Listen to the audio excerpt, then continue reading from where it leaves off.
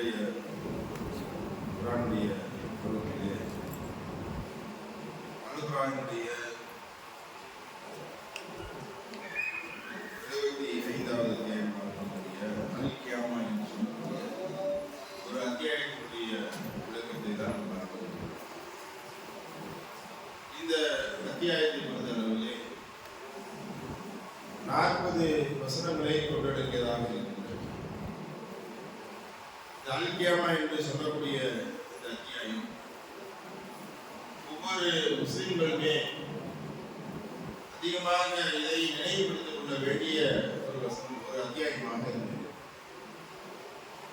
இந்த அத்தியாயம் முழுவதும் நாம் படித்து பார்த்தோம் என்று சொன்னால், யாரெல்லாம் கியாமா நாளை பற்றிய சந்தேகத்திலே இருக்கின்றார்களோ அந்த சந்தேகத்தை அல்லாஹ் ஒரு ஆணித்தரமான ஒரு அற்புதத்தை சொல்லி அல்லாஹ்வுடைய ஆற்றலை விளக்கி, இதை நீங்கள் புரிந்து கொள்வதன் மூலமாக நாளை மறுமை நாள் ஏற்பட்டுவிடும் என்பதை அல்லாஹ் அந்த வசனங்களிலே சொல்லிட்டார். அதே போன்று யாருக்கெல்லாம் இந்த மனித சமூகம் உயிர் நீக்கப்பட்டு பின்னால் நாளை மறுமையிலே எழுப்பப்படுவார்கள் என்ற சந்தேகம் யாருக்கு இருக்கின்றதோ அவர்களுக்கும் அல்ல இந்த அத்தியாயத்தின் மூலமாக பதில் சொல்லக்கூடியதாக. அதே போன்று நாளை அந்த மறுமை நாள் ஏற்படக்கூடிய அந்த நேரத்தில் எப்படியாப்பட்டவர்கள் மறுமை நாளை நம்பாதவர்களுடைய நிலை என்ன, அப்படி நம்பியவர்களுடைய நிலை என்ன என்பதையும் அல்ல மிக தெளிவாக இந்த வசனங்களிலே சொல்லி காட்டுகிறார். அப்ப இந்த வசனங்களை நாம் படிப்பதன் மூலமாக மறுமை பற்றிய மறுமை நாளை பற்றிய அச்சம் நம்ம இடத்துல ஏற்படும். அந்த நாடு வராமலாம் இருக்காது, அது கண்டிப்பாக வருவதில் எந்த விதமான சந்தேகமும் இல்லை அப்படிங்கிறத நம்ம உணர்வுபூர்வமாக ஆனந்தமாக நம்பக்கூடியதாக மாறும். அப்படி நம்பினால் என்ன நன்மை நமக்கு கிடைக்கும் என்று சொன்னால், நாம உறுதியாக இந்த கொள்கையில அல்லாஹ்வுடைய கடமைகளை மீறாக இருப்பதற்குண்டான இறை அச்சத்தை நமக்கு பெற்றுத்தரக்கூடிய ஒரு வசனமாகவும் அத்தியாயமாகவும் இது இருந்து கொண்டிருக்கிறோம். அதை ஆரம்பிக்கும் போதே அல்லாஹ் எப்படி சொல்றாங்கன்னா, அந்த கியாமத் நாளை சொல்லி அல்லாஹ் சொல்றான், அந்த கியாமத் நாள் மீது நான் சத்தியம் செய்கிறேன் என்று சொல்லிவிட்டோம்னா, கியாமத் நாள் மீது நான் சத்தியம் சொல்கிறேன். இன்னும் சத்தியம் செய்கிறேன், படிக்கின்ற ஆன்மான் மீது சத்தியம் செய்கிறேன். நிருபத்தில் ஆன்மாவின் மீது நான் சத்தியம் செய்கிறேன் என்று அல்லாஹ் சொன்னார். அப்ப அல்லாஹ் ஒன்றை மீது சத்தியம் செய்கிறார் என்று சொன்னால் அது மிகப்பெரிய ஒரு அல்லாஹ்வுடைய ஆற்றலை பறைசாற்றக்கூடியதாக. அல்லாஹ் படைக்கப்பட்ட மீது சத்தியம் செய்கிறார் என்று சொன்னால் அந்த படைக்கப்பட்ட அந்த பொருள் சத்தியம் செய்யக்கூடிய பொருள் மிகப்பெரிய ஒரு ஆற்றலுடையதாக இருக்கும் என்பதை எந்த விதமான சந்தேகமும் இல்லை. அப்ப அந்த அடிப்படையில் தான் அல்ல சத்தியம் செய்யும் போது எதுவுமே எல்லாம் சந்திக்கிறார், கியாமத் நாளின் மீது சத்தியம் செய்யறான். அப்ப அந்த கியாமத் நாள் இருக்கும் என்பதை அல்லாஹ் இதன் மூலமாக உறுதிப்படுத்துகிறான். அப்ப கியாமத் நாள் இருக்கும் என்பதை அல்லாஹ் மிக தெளிவாக இதிலே சொல்லி காட்டுகின்றார். அதே போன்று அடுத்து சொல்லி காட்டுகின்றார்,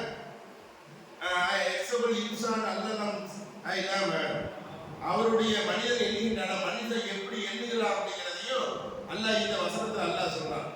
நாம சில பேர் நினைச்சுட்டு எப்படி நினைக்கிறாங்கன்னா, இந்த மனிதன்லாம் ஒரு இறந்ததுக்கு பிறகு மண்ணோடு மண்ணாகி பிறகு எப்படி எலும்பெல்லாம் மண் இருந்தது, இதுக்கு பிறகு எப்படி ஒன்று சேர்ப்பான் என்ற ஒரு சந்தேகம் என்ன செய்து ஏற்படுது. இந்த வசனம் இறக்கப்படக்கூடிய அந்த நேரத்தில் எப்படியாப்பட்ட நேரம் என்று சொன்னால், அல்லாஹ்வுடைய தூதர் என்ன செய்யறாங்க, மக்காவில் மறுமை நாளை பற்றிய செய்திகளை எடுத்து சொல்றாங்க. அந்த மறுமை நாள் எப்படி ஏற்படும் அதற்குண்டான விளக்கங்களை அல்லாஹ்வுடைய தூதர் சொல்லிக் கொடுக்கக்கூடிய நேரத்தில் ஒருவர் என்ன செய்யறாருன்னா, மனிதனுடைய இறந்து போன எலும்புகளை அப்படியே உடைச்சு தூள் ஆக்கிட்டு அதுக்கப்புறம் என்ன செய்யறாரு, இந்த மனிதர் நாளை மறுமையில எழுப்பப்படுவார்களா என்று அல்லாஹ்வுடைய தூதருக்கு ஒரு கேள்வி இருக்கிறார். அல்லாஹ்வுடைய தூதர் மனிதனை பற்றி பேசுறாங்க. மனிதன் இறந்ததற்கு பின்னால் மீண்டும் உயிர்ப்பிக்கப்படுவார்கள் என்ற விஷயத்தை சொல்லுகின்றார்கள். அப்படி மீண்டும் எழுதப்பட்ட இந்த மனிதனுடைய கேள்வி கணக்குகள் அன்றைக்கு சார்பை நடைபெறும், அதற்கு தகுந்தார் போல் தண்டனைகள் வழங்கப்படும் என்பதை அல்லாஹ்வுடைய தூதர் எடுத்து சொல்லக்கூடிய அந்த நேரத்துல இப்படி ஒரு சம்பவம் நடக்குது. அப்போ இந்த வசனம் இறக்கப்படுகிறது. அப்போ அந்த வசனம் எப்படி இருக்குது? மனுஷன் நீங்க நினைச்சிட்டு இருக்கீங்களா? அவர்கள் நினைத்துக் கொண்டிருக்கின்றார்கள் அல்ல இருந்து மங்கி போன எலும்புகளை ஒன்று திறக்க மாட்டேன் என்று நினைக்கின்றார்கள் என்று அல்ல அந்த வசனத்தை இறக்குகின்றார். அப்படி இல்ல பல காதிரினால அந்த சவ்விய வளங்க அப்படி இல்ல அவனுடைய விரல் நுனிகளை நாம் முன்னிருந்தவாறு செவ்வையாக்க நாம் ஆற்றலுடையோம் என்று அல்ல சொல்றோம். அது எப்படியாப்பட்ட வாசம் பாருங்க. நாம அதுக்கு ஆற்றலுடைய அந்த எலும்பை நீ பொடி பொடியாக நச்சு கொண்டு வந்திய அந்த எலும்பை உயிர்ப்பிப்பதற்கு அல்லாஹ் ஆற்றல் இருக்குது. அதை எதை கொண்டு நீ விளங்க வேண்டியது தெரியுமா? உன்னுடைய விரல் நுனி எடுத்து பாருங்க. உன்னுடைய விரல் நுனிகளை கூட நாம் சீர்படுத்துவதற்கு நாம தகுதி படைத்தவர்கள் அல்ல, ஆற்றலுடையவர்கள் அல்ல.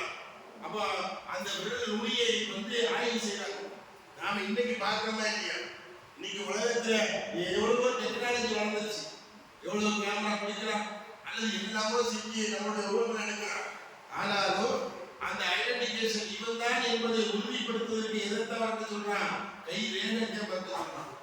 அதுலயே ஐஏஎஸ் இருந்தாலும் ஐஏஎஸ் ஆபீசர் இருந்தாலும் எவ்வளவு படிச்சவனாக இருந்தாலும் எவ்வளவு ஸ்டேட்டா கையெழுத்து கொண்டாலும் எந்த லாங்குவேஜ்ல கையெழுத்து கொண்டாலும் அவனை உறுதிப்படுத்தக்கூடிய ஆட்சியில் எதிராக இருக்கு இந்த கை நல்லதா கொஞ்சம் நினைச்சு பாருங்க. இந்த ரேகையில இருக்குது உள் வெறுவருள்ள ரேகையை கொஞ்சம் பாருங்க. இந்த வெறுவரை நான் பார்த்தோம்னா கோடுகளா தெரியுது, ரவுண்டா தெரியுது. இதுல என்ன கணித்து வருகிற போது ஆராய்ச்சிகள் கண்டுபிடிக்கலாம். இந்த குரான்ல இப்படி ஒரு விஷயம் சொல்லப்படுகின்றத விரலுடைய நுனிகளை நீங்க ஆய்வு செய்யுங்கள் என்று அல்லாஹ் சொல்லிக்கின்றாங்க. அது என்ன இருக்கு பார்க்கலாம். ஒவ்வொருவருக்கும் ஒவ்வொரு தனித்தன்மையுடைய கை ரேகைகள் இருக்குது. அது எத்தனை ஆண்டுகளாக அல்லாஹ்வுடைய அல்லாஹ் எந்த மனித சமூகத்தை ஆரம்பிச்சதில் இருந்து நாளை மறுமையில் அழிக்கக்கூடிய கடைசி மனிதர் வரை எத்தனை கோடி மனிதர்கள் வந்தாலும் சரி அவர்களுடைய இந்த ரேகைகள் ஒவ்வொன்றும் ஒவ்வொரு ஆட்களுடைய தனித்துவமானவை என்று ஆராய்ச்சியாளர் கண்டுபிடிக்கிறார். எவ்வளவு பெரிய விஷயம் பாருங்க. அல்லாஹ் எவ்வளவு பெரிய ஆற்றலுடைய பாருங்க. இன்னைக்கு ஆய்வாளர்கள் சொல்லிவிட்டார்கள், ஒரு போர்ல கூட பார்க்கிறோம், ஒரு போர் நடத்தி கை கால்லாம் இழந்துடுறாங்க. ஆனால் ஒரு காலம் இன்னொருத்தருடைய காலம் ஒன்றுவாக இருக்கும், ஒருத்தருடைய கை இன்னொரு ஒன்றுவாக இருக்கும். ஆனால் விரலுடைய நுனி இருக்கு, இந்த ரேகை பாருங்க, அது மட்டும் ஒன்றுவோனே இருக்காது. அது யாராக இருந்தாலும் சரி, அது எவ்வளவு பெரிய வயதானவராக இருந்தாலும் சரி, எவ்வளவு சேதப்படுத்தினாலும் சரி, அதை மட்டும் என்ன செய்ய முடியாது, மாற்ற முடியாது என்பதை ஆய்வாளர்கள் அறிவித்தார்கள். எவ்வளவு பெரிய விஷயத்தை அங்க ஒன்றிருக்கிறாங்க.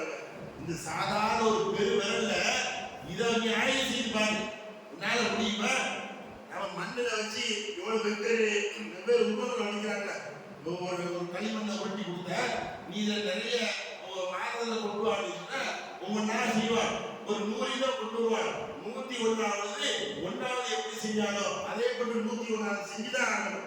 ஏன் அவனுக்கு மேல மைண்ட் வேலை செய்ய. அப்போ முதல்ல எப்படி உருவை கொண்டு வந்தாலோ அதே ஒரு 101வது உருவமா வந்துடும். ஆனால் நல்லா பாருங்க, எத்தனை கோடி மக்கள் வந்தாலும் சரி இந்த உருவம் இந்த ரேகை மட்டும் மாறி வராது. இப்படியாப்பட்ட ஒரு ஆற்றலுடைய படைப்பை எல்லாம் வச்சிருக்கிறேன். அப்படி ஒரு ஆற்றலுடைய இப்ப நீ சிந்திச்சு பாருங்க. இதுக்கு எனக்கு ஆற்றல் இருக்குல்ல, இந்த உலகத்துல எனக்காக ஆற்றல் இருக்குல்ல, கொஞ்சம் சிந்திச்சு பாருங்க. இந்த ரேகையை மாற்றுவதற்கு இந்த உலகத்துல எவனால முடியாது. அப்படியாப்பட்ட ஆற்றலை அல்ல இந்த ரேகையில வச்சிருக்கிறாங்க. இதைக்குடைய ஆற்றல் இருக்கக்கூடிய அல்ல நாளை மறுபடியும் இந்த எலும்பு ஒன்று செய்வதற்கு ஆற்றல் இல்லாதவன. இதை நீங்க சிந்திச்சு பாருங்க. நாமளே சிந்திச்சு பார்க்கணுமா இல்லையா? இது நம்முடைய முஸ்லிம்களுக்கு மிகப்பெரிய ஒரு படிப்படியாக இருக்கு. யாரெல்லாம் அல்லாஹ்வுடைய கடமையை மீறுகின்றார்களோ அப்பெல்லாம் நம்முடைய உள்ள இந்த ரேகையை பார்க்கணும். இதை படிச்ச அல்லாஹ் உண்மைதானே அவன் மறுமையினால் இருக்கும். இப்போ மறுமையினால் ஒன்று இருக்குமே என்று சொன்னால் நாம் விடக்கூடிய தொழில்கள் கடமைகளுக்கு பதில் சொல்லிதான் ஆகணும் அப்படிங்கிற நினைப்பு இருக்குதா இல்லையா? அப்படிங்கிற உறுதி தன்மை வந்துருமா இல்லையா? அப்படிங்கிற இறைச்சல் வந்துருமா இல்லையா? கொஞ்சம் நினைச்சு பாருங்க. அல்லாஹ் இந்த வசனத்துல எப்படி சொல்றான், அந்த மக்களுக்கு இதுக்கு நான் ஆற்றலுடையவன், இந்த ஆற்றலுடையவன் இந்த எலும்புகளை சேர்க்க மாட்டேன் அப்படின்னு சொல்லி இந்த வசனத்திலே அருமையான முறையில் நமக்கு என்ன செய்யறான், இதை சொல்லி காட்டுகின்றான். அது மட்டும் அதையும் சொல்லிட்டு அல்லாஹ் சொல்ற, நீங்க என்ன மாதிரியான ஆதாரங்களை தூக்கி போட்டாலும் சரி, எவ்வளவு பெரிய பெரும்பான்மையான ஆதாரங்களை போட்டாலும் மனிதனுடைய எப்படி எண்ணங்கள் எப்படிதான் இருக்கு என்பதையும் அல்லாஹ் சொல்றான்.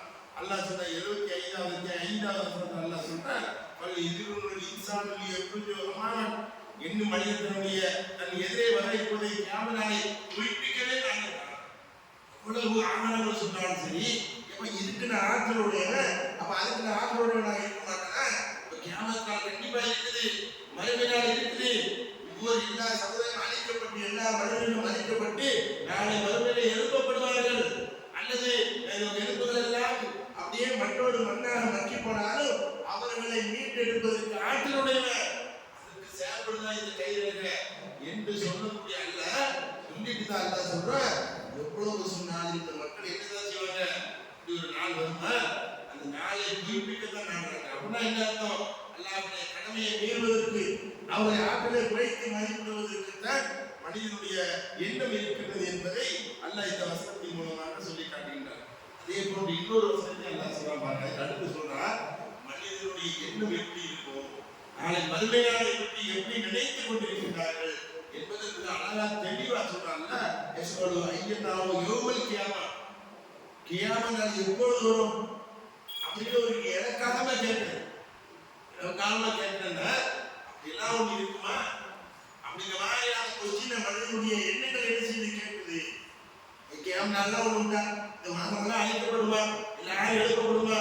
அது எப்படி உலகமெல்லாம் அழிஞ்ச ஒரே கையாளமா அங்க நீ சொர்க்கம் நரகம் இதெல்லாம் ஒவ்வொருத்தரையும் தனித்தனியா கூப்பிட்டு நீ என்ன செஞ்ச, நீ இந்த நாட்டில் என்ன செஞ்ச, இந்த நேரத்தில் என்ன செஞ்ச, இந்த இப்படி இவருக்கு இந்த கொடுத்து கொண்டு செஞ்ச, இப்படி எல்லாம் கேட்கக்கூடிய நிகழ்வு நடக்குமா? அந்த நாள் எப்போ வரும்? எனக்கு வந்து தாவீது அப்படிதான் கேட்டாங்க. அப்படின்னா கொஞ்சம் சீக்கிரம் அழைச்சிருக்கல. அல்லாஹ்வுடைய தூதர் இந்த தண்டனையை சொல்லும் பொழுது இந்த கியாம நாளை பற்றி சொல்லும் பொழுது இது போன்ற விசாரணை நீங்கள் சந்திக்க வேண்டும் என்று சொல்லும் பொழுது இது போன்று நீங்கள் இறந்ததற்கு பின்னால் அல்லாஹ் ஏற்படுத்தி உங்களுக்கு இடத்துல கேள்விகளுக்கு கேட்பான் என்று சொல்லும் பொழுது அவர்கள் கேட்கிறாங்க இந்த கியாம நாள் எப்போ வரும்? நாளைக்கு வருமா? இன்னைக்கு எப்போ வந்துருமா? அந்த தண்டனைலாம் எப்போ வரும்? சீக்கிரம் அழைச்சிருக்கல அப்படிங்கிற மாதிரி ஏராளமாக அவர்கள் கேட்பார்கள் கேட்கின்றார்கள் என்று அல்லாஹ் சொல்றான். அதுக்கு அடுத்த சொன்னாங்க அப்படியாப்பட்டவர்கள் நீங்க சொல்லுங்க ஆகவே அந்த நேரம் அந்த கியாமத் நாள் வந்த என்ன ஆகும் என்பதை அல்லாஹ் சொல்றான். அந்த கியாமத் நாள் வரக்கூடிய அந்த நேரம் அந்த நாள் எப்படியாப்பட்டதாக இருக்கு தெரியுமா? அவர்களுடைய பார்வையில் எல்லாம் மழுங்கி இன்னும் கசப்பல் கமர் இன்னும் ஒளி இருந்து விட்டால் சந்திரனுடைய ஒளி இருந்து விட்டால் கமர் என்று சொன்னால் சந்திரன் சந்திரனுடைய ஒளியும் மங்கி இன்னும் சூரியனும் சந்திரனும் ஒன்று சேர்க்கப்பட்டுடும். அப்படியாப்பட்ட ஒரு நாளாக மாறிவிடும். அப்பதான் அந்த மனுஷன் எவன் ஏளனமாக கேட்கின்றாலோ யார் இந்த மறுமையினால்தான் ஏற்படுமா இப்படி ஒரு விஷயம் நடக்குமா என்ற எண்ணத்தில் மமதையோடு அடைகின்றன. நாம யாருக்கு பதில் சொல்ல வேண்டும்? நாம இந்த உலகத்தில் செய்யக்கூடியவர்களுக்கு யாரிடத்துல நம்ம பதில் சொல்ல வேண்டியதில்லை. அதனால மனிதனுடைய தவறுக்கு மிகப்பெரிய ஒரு காரணம் என்ன? இந்த ஒரு வாழ்வு தான். இந்த ஒரு வாழ்வுல இதை நாம் அனுபவிச்சுக்குவோம். மறுபடியும் நாம செத்து போன அதோட முடிஞ்சிருச்சு. அதுக்கப்புறம் நம்ம யார் கேட்க போறா அப்படிங்கிற நினைப்புலதான் இருக்கக்கூடியவர்கள் தான் இன்னைக்கு அதிகமான தவறுகள் செய்கிறார். அப்ப அப்படியாப்பட்டவர்கள் தான் என்ன செய்வாங்க? அவர் அதிகமான தவறுகள் செய்கிறார். அப்படியே அவருக்கு அல்லாஹ் சொல்றார் கியாமத் கண்டிப்பா வரும். அப்படி கியாமத் நாள் வந்து விட்டால் சூரியன் சந்திரன் ஒளி வந்தப்பட்டு எல்லாம் ஒன்று சேர்க்கப்படும். அப்படியாப்பட்ட நேரங்கள்ல தான் மனிதன் சொல்லுவான். என்ன சொல்லுவான் தெரியுமா? இந்த சம்பவம் எல்லாம் பார்க்கணும். கொஞ்சம் நினைச்சு பாருங்க. அந்த சம்பவங்கள் ஏற்படும் பொழுது சூரியன் வரல, சந்திரன் வரப்படுது, எல்லாம் ஒன்று சேர்க்கப்படுது. இப்படியாப்பட்ட ஒரு நாளை சிந்தித்து பாருங்க. நம்மளால உயிர் வாழ முடியுமா? எவ்வளவு கடுமையாக இருக்கும். ஒரு 4 மணிக்கு சூரியன் இருந்தாலே நம்ம கொஞ்சம் ஒரு அச்ச நிலை இருக்கும். இருட்டிக்கு வருது, கடுமையான சத்தத்தோட மழை பெய்யுது, கொஞ்சம் இடி ஓவர் அடிக்குது, மழை சடசடன் அடிக்குது அப்படின்னா நம்மளோட உள்ளம்லாம் படபட. உங்க பிள்ளைகளை எங்க அடிக்குதோ இப்படி ஒரு இடி அடிக்குத, பயங்கரமா இடி அடிக்குத, கடுமையா இருக்குத, நம்ம என்ன ஆயிட்டு படபடுத்து பாருங்க. ஒரு பாதுகாப்பான இடத்தை தேடி ஓடுறவங்க எல்லாம் இடத்துல பாவம் கேட்கிறவன் யாரா இவங்களுக்கு லேசாக்கிறேன் கேட்கிறவன் அப்படியாப்பட்ட அந்த நேரம் அறவே இல்லைன்னா சூரியன் வரலாம். சூரியனுக்கு ஒளி வந்துருச்சுன்னா சூரியன் சந்திரன் ஒன்று சேர்க்கப்பட்டார். அந்த மறுமையால் எப்படி இருக்கும் என்பதை நீங்கள் சிந்தித்து பாருங்க. அப்படிதான் அல்லாஹ் சொல்றா. அந்த அந்த நேரத்தில் தான் எவர்களெல்லாம் ஏளனமாக அவர்கள் கேட்டார்களோ, எவர்களெல்லாம் வறுமையால் உண்டாகி என்று கேட்டார்களோ, யார்களுடைய உள்ளத்தில் அதனுடைய சந்தேகம் இருக்கின்றதோ, அதன் காரணமாக அல்லாஹ்வுக்கு செய்யக்கூடிய கடமையை மீறினார்களோ, இந்த உலகத்துடைய இன்பங்களை நோக்கி நடந்து கொண்டிருந்தார்களோ, இந்த ஒரு நாள் வாழ்க்கைதான், இந்த ஒரு வாழ்க்கைதான் என்று இந்த உலகத்திலே தவறுகளும் தப்புகளும் செய்து கொண்டிருந்தார்களோ, அப்பேற்பட்டவர்கள் தான் என்ன நிகழ்வு என்று கேட்பார்கள். என்ன நாம ஏதோ கேள்விப்பட்டிருந்தோமே, அல்லாஹ் ஏதோ திருமலை குர்ஆன்ல சொன்னானே, அந்த விஷயங்கள் இன்னைக்கு நடக்குதே என்று பயப்பட ஆரம்பிப்பான். அதை அப்படியாப்பட்ட மனிதன் தான் சொல்லுவான், இப்பொழுது இன்சான யோமையின் ஐநல் மஃபர், நாளில தப்பித்துக் கொள்ள எங்கு விரண்டோடு ஒரு மனிதன் கேட்பான்.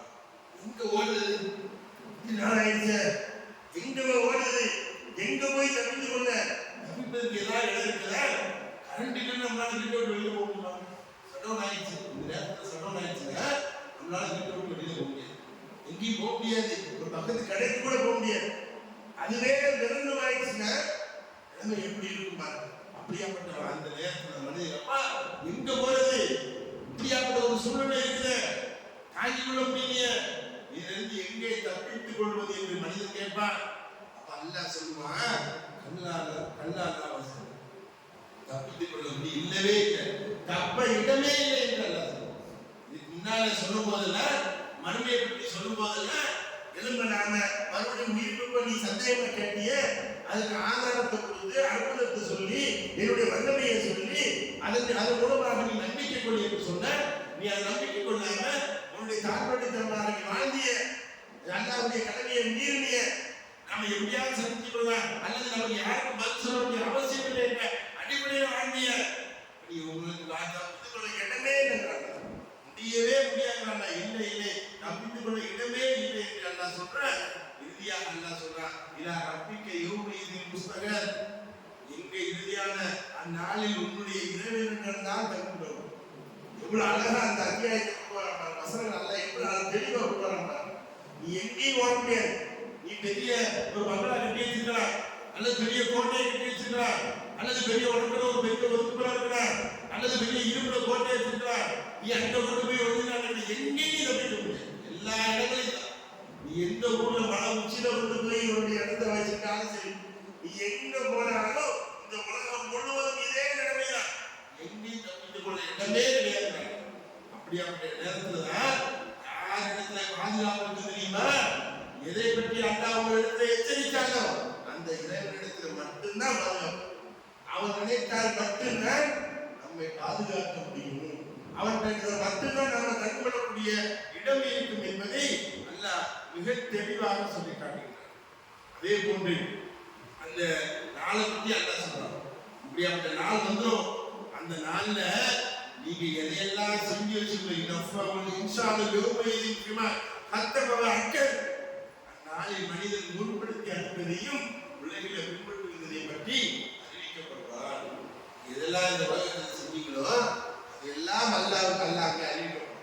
நீங்க உங்களுடைய மனசுல இருந்தது, இந்த கேமரா பற்றிய மனசுல இருந்தது, அல்லாஹ்வை பற்றிய எண்ணங்கள், அதன் மூலமாக நாம் நிறைவேற்றப்பட்ட அனைத்து கடமைகள் அல்லது அல்லாஹ்வை பயன் செய்த அனைத்து நன்மைகள் எல்லாவற்றையும் எதையெல்லாம் நீங்கள் நம்ம பொருட்படுத்துறோமோ அல்லது எதையெல்லாம் பிற்படுத்துறோமோ அத்தனை விஷயங்களையும் அல்ல மிக தெளிவாக அந்த நாளிலே உங்களுக்கு அறிவிக்கப்படுவார் என்று தெளிவாக அல்லாதது அந்த திருமறை குர்ஆன்ல ஆராய்ச்சி காட்டுகிறார். அது மட்டும் இல்லாம அடுத்து அல்லாஹ் சொல்றான் பாருங்க, இதெல்லாம் இந்த உலகத்துல சில தவறுகளை செஞ்சுட்டு அவங்க இல்லை அது அப்படி இல்லை இது இப்படி ஆச்சு, நான் ஏன் இந்த தவறு செஞ்சு தெரியுமா, எனக்கு சூழ்நிலை ஆயிடுச்சு, என்னைய தவறு செய்ய விட முடியாத ஒரு சூழ்நிலை என்னால முடியல, இப்படி எல்லாம் ஒரு சூழ்நிலை சொல்லுவோம் பாருங்க.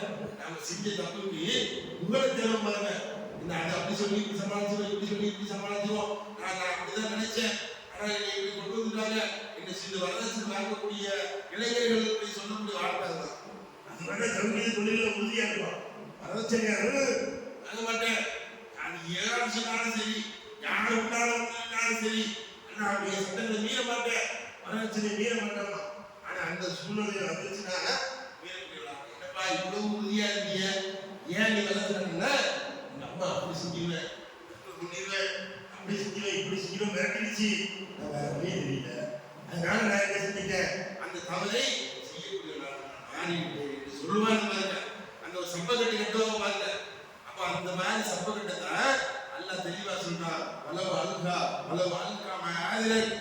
அவன் தன்னுடைய பிள்ளைகளை மறைக்க புகழ்களை எடுத்து போட்ட போதிலும் அல்லாஹ் என்ன செய்வான், நம்ம என்ன பாவம்லாம் செய்யறாங்க சொல்றோம் இல்லையா, நாளை மறுமையில எடுத்து சொல்லுவாங்க இல்லையா, அப்படி சொல்லக்கூடிய நேரத்தில் அல்லாஹ் நான் இந்த பாவத்தை ஏன் தெரியுமா, நான் ஏன் தொலை போகாமல் தெரியுமா, கடுமையான காய்ச்சல், கடுமையா எனக்கு இந்திக்கவே முடியல, கடுமையான காய்ச்சல், மனசுல சத்து கேட்டுச்சு, இப்படி எல்லா ஒரு காரணத்தை சொல்லுங்க, அது ஆயிடுச்சு இது ஆயிடுச்சு நாலு கடை ஆயிடுச்சு அப்படி ஆயிடுச்சு இப்படி ஆயிடுச்சு அப்படின்னு சொல்லி இந்த புகழ்களை தன்னுடைய தவறை மறைப்பதற்கு இந்த உலகத்துல என்னென்ன காரியங்கள் செய்தாரோ அதையே எல்லாம் நீ உன்னுடைய கடமையை மீறுவதற்கு இதெல்லாம் காரணம் என்று இந்த மாதிரியான விஷயங்களை சொல்லுவான் என்று அல்லாஹ் மிக தெளிவாக இந்த வசனத்தை சொல்லி காட்டுகிறார். நம்ம கொஞ்சம் சிந்தித்து பார்க்கக்கூடிய மக்களாக மாறும். அதே போன்று இன்னும் இதை இந்த வசனத்தை நம்ம தொடர்ச்சியாக நாம் பார்த்தோம் என்று சொன்னால் அதே போன்றுதான் மனிதர்கள் அந்த இறக்கக்கூடிய அந்த நேரத்தில் அந்த மண்மையினுடைய நேரத்தில் இந்த உலகத்தில் யாரெல்லாம் நன்மை செய்தார்களோ அவர்கள் மண்மையிலே அல்லாஹ்வை அப்படி கண்ணால் காண்பார்கள். அதான் அல்லாஹ் சொல்லி காட்டுகின்றான், நாளில் அந்த நாளில் சில முகங்கள் மகிழ்ச்சியால செழுமையாக இருக்கும் என்று அல்லாஹ் சொல்லியிருக்காங்க. சில முகங்கள் எப்படி இருக்குமா, அப்படி செழுமையா இருக்குமா, பிரகாசமாக இருக்குமா. ஏன் தெரியுமா, அல்லாஹ் இது போன்ற எச்சரிக்கை சொல்றாங்க, மறுமையை பற்றி எச்சரிக்கை சொல்றாங்க, நாளை மறுமையில விசாரணையை பற்றி சொல்றாங்க. இதை நம்பி இதை உறுதியாக எடுத்துக்கொண்டு இந்த உலகத்துல செய்ய வேண்டிய அல்லாஹ்வுக்கு செய்ய கடமைகளை சரியா செய்து நன்மைகளை செய்து யார் இந்த மறுமையை எட்டுகின்றார்களோ அவர்களுடைய முகங்கள் பிரகாசமாக இருக்கும் அப்படி அல்லாஹ் சொல்றான். அதே போல இதற்கு விளக்கத்தை சொல்லும்போது நாளை மறுமையில எல்லாரும் காண்பார்கள். எப்படியாப்பட்டது, எப்படி காண்பார்களா, இந்த சூரியனை பார்ப்பதை போன்று சந்திரனை பார்ப்பதை போன்று அவர்கள் எந்த விதமான இல்லாமல் பார்ப்பார்கள். அவர்கள் பார்த்து கொண்டே சில முகங்கள் பிரகாசமாக இருக்கும் என்று இதனுடைய நிகழ்ச்சியை சொல்கின்றார்கள். அதே போன்று இன்னும் சில முகங்கள் எப்படி இருக்குமா, அந்நாளில் சில முகங்கள் கருத்து இருக்கும். அந்நாளில் வேறு சில முகங்கள் அப்படி கருத்து இருக்கும். அது யாருடைய நிலைமை, அப்படி யாருக்கு ஏற்படும் என்று சொன்னால் இந்த உலகத்தில் அது நம்பாமல் இருக்கலாம். இந்த எலும்பை கொண்டு வந்த பாருங்க, நுறுக்கி கொண்டு வந்த பாருங்க, இப்படி எல்லாம் எலும்பை கொண்டு வந்து இப்படி எல்லாம் ஆன மனசுல எப்படி பாருங்க உருவாக்குவான் அப்படின்னு கேட்டா பாருங்க. இது அந்த மக்களுக்கு ஆண்களுக்கு மட்டும் இல்லை, நமக்குமே சில எண்ணங்கள் அரசியல் நம்ம நம்பியை நம்புறோம், எல்லாம் நம்புறோம், மறுமையை நம்புறோம், நம்மளுடைய வாழ்க்கையை நம்புறோம், என்ன நம்புறோம், ஆனால் நம்முடைய செயல்பாடுகள் அந்த நம்பிக்கைக்கு ஒத்து போகுதா? அப்படி என்ன அர்த்தம், நான் மறுமையை நம்புறோம்னு சொல்றோம், இது மறுமையில கேள்விகளுக்கு கேட்கப்படும், எல்லாம் நம்ம நிக்கணும், எல்லாம் நமக்கு தண்டனை கொடுப்பா அல்லது சொர்க்கத்தை கொடுப்பா எல்லாத்தையும் நம்புறோம்ல, அதனால முஸ்லீமே. ஆனா நம்முடைய செயல்பாடுகள் அந்த விஷயத்துக்கு ஒத்து போகலைய, வட்டி வேண்டவன், வரதட்சணை வேண்டவன், நெருங்கால போய் நிக்கிறவன், அதை மௌனத்துக்கு வருவவன், எல்லாருடைய கட்டளைகளை மீறவன், தொழுகையை மீறவன், 5 நேரம் வாங்க சொல்லப்படுது, நம்முடைய காதுகளில் ஒழிக்குது, நம்முடைய வீடு பக்கத்துல தான் இருக்குது, பள்ளிவாசல் பக்கத்துல தான் இருக்குது, எரிச்சு வந்துருக்கலாம். ஆனா மக்கள் வரதுக்கு உண்டான கடமை நம்ம இடத்துல இருக்குது, என்ன இருக்குது, ஆனா வீட்டில் உட்கார்ந்துருக்கிறவங்க, வர முடியாம உட்கார்ந்துருக்கிறவங்க, வரக்கூடாது உட்கார்ந்துருக்கிறவங்க, நம்ம வெள்ளிக்கிழமை மட்டும் போதான்னு உட்கார்ந்துருக்கிறவங்க, வெள்ளாண்டைக்கு மட்டும் போன உட்கார்ந்துருக்கிறவங்க, இப்போ இப்படியாப்பட்ட இருக்கிற அல்ல சொல்லி இப்படி இருந்தில என்னுடைய முகங்கள் தான் கருப்பு. இப்போ உண்மைதானே, நம்ம நம்பிக்கை கொள்றோம், நம்முடைய உள்ளத்துல ஒரு சின்ன சந்தேகம் இருக்கத்தான் செய்யுது. அப்ப அந்த சந்தேகத்துடைய விளைவுகளை நம்ம கடமைகளை மீறணும். அது வாங்க சொல்றது நமக்கு அது கடமை தெரியும், ரோட்ல போடப்பட்டது கடமை, நமக்கு தான் கடமை, அல்லது காவிரி இருக்கிறது கடமையா, காவிரி மாறுபடி கேட்கிறான், காவிரிகளுக்கு வாங்க சொல்லப்படுது, அவனுக்கு காரணம் கேட்கிறான், இது மட்டும் அல்லாவுடைய பள்ளிவாசல் வாங்க சொல்லப்படுது அப்படின்னு அவங்க கிடைச்சிருக்கோம். ஆனால் நம் முஸ்லிமுடைய நிலைமை என்ன, அந்த வாங்கி யாருக்கு கொடுக்கப்படுகிறது, நீ கடமையை நிறைவேற்ற வேண்டும் என்பதற்கு நினைவுபடுத்தக்கூடிய அழைப்பு இல்லையா, அந்த அழைப்பு எப்படி காவிரிகள் இதை நிராகரிப்பார்கள், கடந்து செல்கின்றார்களோ அதை போட்டு நீங்க சென்றால் அவருடைய நிலை என்ன, வறுமையை பற்றி வறுமையெல்லாம் ஏற்படாது, அல்ல அல்லாஹ் எப்படி என்ன மனுஷன் ஒக்கி போன பிறகு எப்படி திரும்பி கொண்டு வருவான் அப்படிங்கிற நினைப்பதான் வரீங்க. அப்படியாக இந்த ஒரு உலக வாழ்ந்துதான் என்று நினைச்சாலும் அதனால தான் எதுக்கு பயப்படாம இருக்கிறான், அதனால தான் தமிழில் செய்தார், அதனால தான் இந்த துறையை வரப்படுகிறார். அப்போ நம்ம நம்பக்கூடியதோ நம்பாதவங்க ஒன்றாயிட்டாங்க. நம்ம நம்புறோம் துறையை வரணும்னா இல்லையா, அவன் நம்பல அதனால கடந்து போறான் அப்படின்னு கொஞ்சம் சிந்தித்து பாருங்க. நமக்கு நம்ம ஒரு வாரத்தில் என்ன செய்ய நம்பினாலும் அதை முழுமையாக ஏற்றுக்கொள்ளக்கூடிய உறுதித்தன்மை நம்மிடத்தில் இல்லை. அதைத்தான் தான் சொல்றோம். அந்த உறுதித்தன்மை வேணும். அந்த உறுதி மறுமையை பற்றிய உறுதியான செய்திகளை நாம் உருவாக்கிட்டோம். அதற்கு இந்த திருமலையுடைய வசனங்கள் நமக்கு உதவியா கொஞ்சம் சிந்தித்து பாருங்க. அல்லாஹ் எதுக்கு சொன்னா நாளை மறுமை பின்னாலும் பார்க்கல, அல்லாஹ்வுடைய ரசூலை பார்க்கல, அல்லாஹ்வுடைய தூதர்களை பார்க்கல, மறுமையை பார்க்கல, ஆனால் நம்பிக்கை கொள்ளுகிறாங்க. எப்படி நம்பிக்கை கொள்ளு? என்னுடைய அற்புதங்கள் இருக்குது. அந்த அற்புதங்களை நீ நினைத்து பார்த்து ஆய்வு செய்து இதை காட்டி இதை செய்யக்கூடியவர் கண்டிப்பாக இருக்கிறார். அது அல்லாஹ்வாக இருக்கும். அப்ப அல்லாஹ் சொல்றானா அந்த மறுமை இருக்கும் அப்படி சொல்றான். அதனாலதான் குர்ஆனுடைய வசனங்களை படிச்சு பார்க்கணும். திருமலை குர்ஆனை நாம் நெடுக வாசித்து பார்த்தால் அல்லாஹ்வுடைய அற்புதங்களை சொல்லி சொல்லிதான் நம்மை மறுமை நம்ப வைக்கிறோம். இந்த வேதனையை சொல்றாங்க இல்லையா, இதை நீங்க நம்புறீங்களா இல்லையா, இதை மாற்ற முடியுமா? 7 வயசு காரணத்துக்கு அதே இருக்கா, 70 வயசு போனாலும் அதே இருக்கா. வேற கொஞ்சம் கைக்கு போனாலும் ஆன பிறகு கூட அந்த நகையத்தை சரியா இருக்கும். 70 வயசு காரணம் ஒண்ணுதான், 7 வயசு காரணம் ஒண்ணுதான் அடிச்சுவான். அப்படியாப்பட்ட ஆச்சரியமான அல்லாஹ் இருக்கிறாங்க. அவன் படைத்த உலகம் உண்மையாக இருக்கும், அவன் சொல்லக்கூடிய வார்த்தைகள் உண்மையாக இருக்கும். அப்ப அவன் நாளை மறுமை உண்மை என்று சொல்கிறாரு. அங்க ஏழைக்கு ஒன்று இருக்கும் என்று சொல்கிறாரு. அங்க இங்க செய்யக்கூடிய அனைத்து காரியங்கள் தோற்று காண்பிக்கப்படும் என்று சொல்கிறாரு. அது நம்ம நம்புமா இல்லையா? அப்படி நம்பிக்கை குறைவு ஏற்படக்கூடிய அந்த நேரத்தில் பாரு, அல்லாஹ்வுடைய அற்புதத்தை பாரு, அல்லாஹ்வுடைய படைப்பை பாரு. நீ 40 வயசுக்கு முன்னாடி எங்க இருந்த? நமக்கு 40 வயசுல அல்லது 30 வயசுல 70 வயசுல 70 வயசுக்கு முன்னாடி எங்க இருந்த? ஒன்றுமில்லாத ஒரு இடத்துல ஒரு மிந்தத்திலிருந்து ஒரு உருவாக்கியவன் அல்ல. அவனுக்கு எழுப்ப தெரியாத இந்த வசனங்களுடைய இடையில தான் இந்த துணியில அவனை உருவாக்கியிருக்க. அப்படி உருவாக்கிய எனக்கு அதை மீண்டும் உருவாக்க தெரியாத அல்ல கேட்கிறான். கொஞ்சம் சிந்தித்து பாருங்க. எங்க இருந்தது? 40 வயசுக்கு முன்னாடி எங்க இருந்தோம், 45 வயசுக்கு முன்னாடி எங்க இருந்தோம். ஒண்ணுமில்லாத ஒரு சாதாரண இந்து துணியிலிருந்து அல்ல நம்மை படைத்திருக்கிறார். அப்பேற்பட்ட ஒரு ஆற்றலுடையது நமக்கு மறுமையை எழுத தெரியாத சிந்தித்து பார்க்கணும். மறுமையை பற்றிய சந்தேகம் உடையவர்கள், மறுமையை பற்றிய என்ன குறைவுடையவர்கள், மறுமையை பற்றிய உறுதி குறைவுடையவர்கள் அல்லாஹ்வுடைய கடமையை தீர்வார்கள். அவர்களுக்கு தான் இந்த புரிச்சல் வரும். உண்மையாக தான் அல்லாஹ்வை பற்றிய உறுதி தன்மை செய்ய மறுமையை பற்றிய செய்தி உண்மையா இருக்கும் உடனே உடையவர். எந்த காரணம் எந்த வேலை இருந்தாலும் சரி, எவ்வளவு பொருளாதாரம் வந்தாலும் சரி, அல்லாஹ்வுடைய கடமையை செய்து விட்டுதான் மீண்டும் வருவார்கள். பயம் ஏற்படும். ஒவ்வொரு ரக்காயத்தை தவறுகின்ற பொழுது உள்ளத்தில் பயம் ஏற்படும். இந்த அசருடைய தொழுகை நம்மிடத்திலிருந்து பறிக்கப்பட்டால், நாம் இருந்து மீறப்பட்டால் அல்லாஹ்வுக்கு என்ன பதில் சொல்லுவோம்? இது பதில் சொல்ல முடியும்?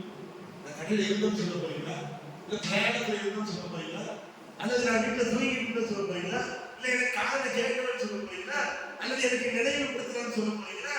என்ன காரணத்துக்கு நாம சொல்ல முடியும்? எதுவுமே சொல்ல முடியாது. எல்லா நிலையிலும் அல்லாஹ் சொல்றான். நீங்க தொழுகைக்கு மட்டும் எந்த காரணத்தையும் சொல்ல முடியாது. அல்லாஹ் எல்லாத்தையும் சொல்ல முடியும். நோம்புல சதவீதம் கொடுக்கலாம். உடம்பு சரியில்லையா, நீ மறுபடியும் எடுத்து வச்சுக்கோ. ஆனால் தொழுகைக்கு மட்டும் கலாச்சாரம் கிடையவே கிடையாது. நீ தொழுகிற உட்கார்ந்துருக்கியா, உட்காரக்கூடிய நிலைமையோட வச்சிருக்குத, நீ உட்கார்ந்து நிறைவேற்று. பள்ளிவாசலுக்கு வந்து நிறைவேற்றக்கூடிய ஆற்றலோட கதை கொடுத்துக்கிறாங்க. பள்ளிவாசல வந்து நிறைவேற்று. இல்ல நான் படித்த படிப்பையா இருக்கிறேன் அந்த நிலையில என்ன வைத்திருக்காங்க என்று சொன்னார். நீ படித்த நிலையை அந்த நிறைவேற்று, அந்த கடமையை நிறைவேற்று. இல்ல நான் பிரயாணத்துல இருக்கிறேன், எனக்கு தண்ணி இல்ல, அது இல்ல, இது இல்ல, எந்த காரணம் சொல்ல முடியாது. அதற்கும் அல்ல சரியை கொடுத்துருக்கிறான். தயவு பண்ணிக்க, பிரயாணத்துல தொழுது. எல்லா நிலைகளிலும், அமர்ந்த நிலையில், இருந்த எல்லா நிலைகளிலும் அல்லாஹ்வை தியானித்துக் கொண்டிருப்பார். தியானம் செய்து அல்லாஹ்வை செய்து அல்லாஹ்வுடைய கடமை மீறுவத அல்லாஹ் தொழுகையை மீறுவதற்கு எந்த காரணத்தையும் நம்ம சொல்ல முடியாது. அல்லாஹ் எதுக்கும் சொல்லணும். தொழுகையை மட்டும் மீறுவதற்கு அல்லாஹ் எந்த சலுகையும் பெண்களுக்கு உண்டான சில சலுகைகள் அதே போன்று சில சலுகைகள் வைத்தியம் கொள்ளாதது அப்படி அல்ல. அப்ப நாம இதை புரிந்து கொள்ள வேண்டும். அப்ப இது போன்ற வசனங்கள் எல்லாம் இது போன்ற அத்தியாயங்கள் எல்லாம் நம்ம படிச்சு பாருங்க. ஏதோ அரபில் இருக்கு நம்ம உட்கார்ந்து இன்னைக்கு தமிழ் வந்தாச்சு. இன்னைக்கு இரவு போய் படிச்சு பாருங்க. இந்த அத்தியாயத்தை படிச்சு பாருங்க. எவ்வளவு அருமையாக நமக்கு மகிமையை பற்றிய நினைவை அல்ல இந்த அத்தியாயத்தின் மூலமாக நமக்கு ஊட்டுகிறார் என்று நினைச்சு பாருங்க. மகிமையை பற்றிய செய்திகளை நமக்கு அச்சமூட்டுகிறார். ஒரு அற்புதத்தை சொல்லி சொல்றார். இதை செய்யறவனுக்கு இதை செய்ய தெரியாதா என்று நம்ம கொட்டுவதை பார்த்து சொல்றார். மண்டை கொட்டி சொல்லும் போல சொல்றார். அந்த அளவுக்கு மிக தெளிவாக சொல்றார். இன்னும் நம்முடைய இறப்புகள் எப்படி இருக்கும்? நாம் இந்த உலகத்தில் இல்லாத இந்த உலகத்துடைய இன்பங்களை நோக்கி வாழ்ந்து கொண்டிருந்தால் மரணம் எப்படி இருக்கும்? அந்த மரண நேரம் எப்படி இருக்கும்? நீ அப்பா சொல்ல வைக்கிறவர் அந்த நேரங்களில் எப்படி நேரங்கள் இப்படி கூப்பிடுகிறாங்க. மரணம் நெருங்கக்கூடிய சொல்லக்கூடிய அழைக்கூடிய அந்த நேரத்தில் நீ கூப்பிடு. உன்னுடைய சொத்தை கூப்பிடு, உன்னுடைய மகன்களை கூப்பிடு. நீ இதற்கு முன்னால் எந்த தைரியத்தில் இந்த உலகத்தில் வாழ்ந்தியோ அந்த தைரியம் எல்லாம் கூப்பிடு. கீழே வந்தால் இப்போ உன்னை பார்த்து யார் இந்த வருஷம் இந்த அத்தியாயத்தில் நீ இப்ப கூப்பிடு. நீ யாருக்கெல்லாம் நம்பிக்கையோடு இருந்தியா தைரியமாக இருந்தியா அத்தனை பேரையும் கூப்பிடு. முடியுமா? ஆய் வருமா? காப்பாற்ற முடியுமா?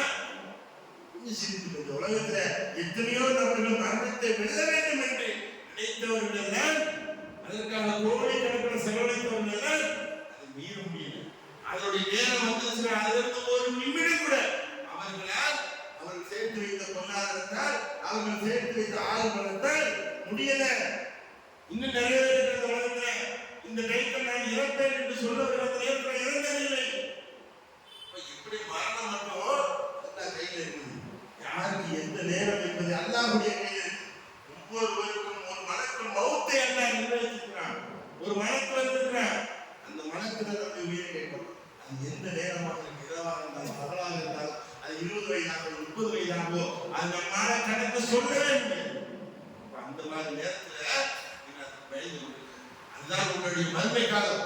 அதை நீங்கள் பயந்து கொள்ளுங்கள் என்று இந்த வசனத்திலே நமக்கு மிக தெளிவான முறையிலே பல்வேறு செய்திகளை சொல்லி என்ன செய்யலாம். நமக்கு அழகான இந்த வசனத்தை படிக்க இல்லாம இன்னும் நிறைய செய்திகள் இருந்தாலும் அதை எடுத்து சொல்லக்கூடிய நேரங்கள் குறைவாக இருக்கக்கூடிய காரணத்தினால் இந்த அத்தியாயத்தை நாம் படித்து பார்த்தோம் என்று சொன்னால் நமக்கு ஏற்படக்கூடிய இறையத்தினுடைய தொய்வுகள் இந்த வசனத்தை படிப்பதன் மூலமாக அதை ஆய்வு செய்வதன் மூலமாக முழுமை பெறும் எந்த விதமான சந்தேகம் இல்லை. அப்படி ஈமான் முழுமையான ஒரு ஈமானை பெற்றுத்தரக்கூடிய ஒரு அத்தியாயமாக மறுமையுடைய செய்தியை எடுத்துரைக்கக்கூடிய ஒரு அத்தியாயமாக அல்லாஹ்வுடைய ஆற்றலை நமக்கு சொல்லக்கூடிய பரிசாற்றக்கூடிய ஒரு அத்தியாயமாக இந்த அத்தியாயம் இருக்கிறது என்பதை சொல்லிக் கொண்டு என்னுடைய உரையை நிறைவு செய்கிறேன். வாய்ப்பு இந்த அஸ்ஸலாமு அலைக்கும் வரஹ்மத்துல்லாஹி